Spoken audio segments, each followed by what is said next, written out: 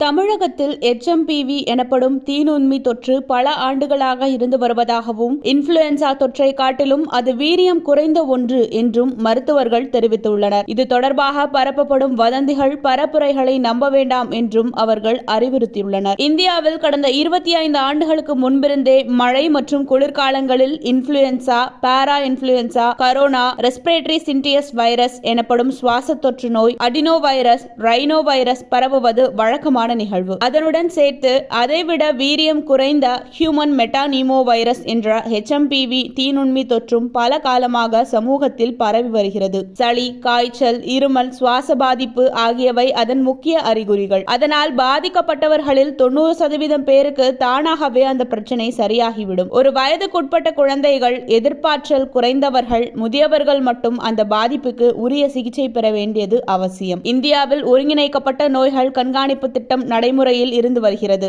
அதில் அறிவிக்க செய்யப்பட்ட நோயாக கூட HMPV தொற்று இல்லை என்பதே நிதர்சனம். ஆனால் வீரியம் குறைந்த வைரஸ் குறித்து சில ஊடகங்கள் ஏற்படுத்தும் அச்சுறுத்தல்கள் மக்களிடையே பயத்தை ஏற்படுத்தியுள்ளன. அதை நம்ப வேண்டாம் என்கின்றனர் மருத்துவர்கள்.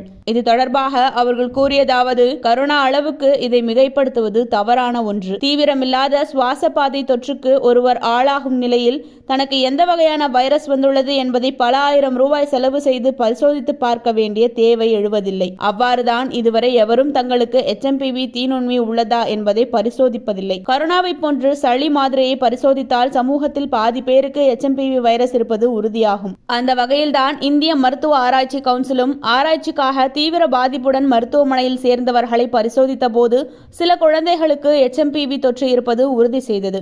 உண்மை நிலை இவ்வாறு இருக்க, அந்த தொற்று புதிதாக ஊடுருவிய ஒன்று போல ஊடகங்களில் சித்தரிப்பது வருத்தத்திற்கு உரியது. நமது வாழ்நாளில் அனைவரும் ஒரு முறையோ அல்லது அதற்கு கூடுதலாகவோ நிச்சயம் HMPV தீநுண்மி தொற்றுக்கு உள்ளாகியிருப்போம். சாதாரண சளி, காய்ச்சலாக அது நம்மை கடந்து சென்றிருக்கும். எனவே இது குறித்து அச்சப்பட தேவை இல்லை என்கிறார்கள்.